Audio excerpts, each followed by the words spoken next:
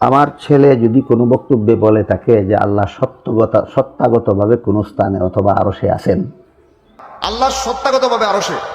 সত্তাগতভাবে কোথায়? আরশে।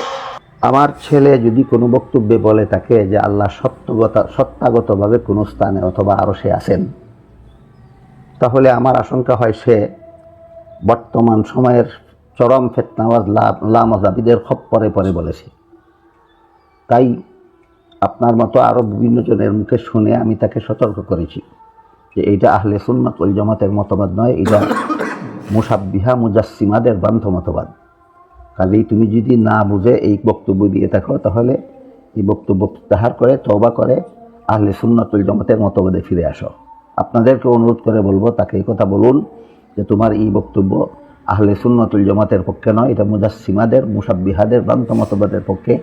কাজেই তুমি তোমার এই মতবাদ প্রত্যাহার করো, এই বক্তব্য প্রত্যাহার করো এবং আহলে সুন্নাত ওয়াল জামাতের সঠিক মতে ফিরে আসো।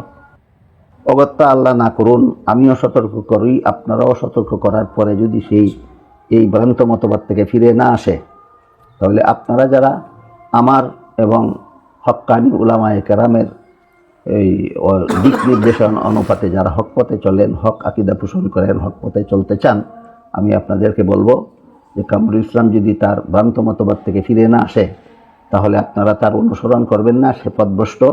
আপনারা কেউ আমার ছেলে মনে করে যদি পথভ্রষ্ট হওয়া সত্ত্বেও তার অনুসরণ করেন, আপনারাও পথভ্রষ্ট হবেন। এই জন্য আপনারা দায়ী থাকবেন যে আমি অনেক আগে বলছিলাম, নূর ইসলাম অলিপুরি হাফিজাহুল্লাহ উনি একজন ভালো একজন আলেম।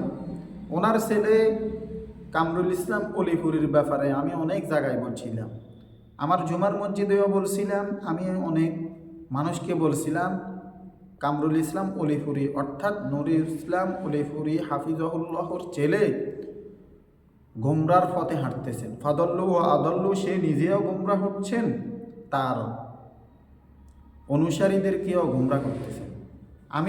আমি যখন আগে বলছিলাম, আমার কথা তো আপনারা কান দেন নাই, শুনেন নাই, বুঝেন নাই। তার আব্বার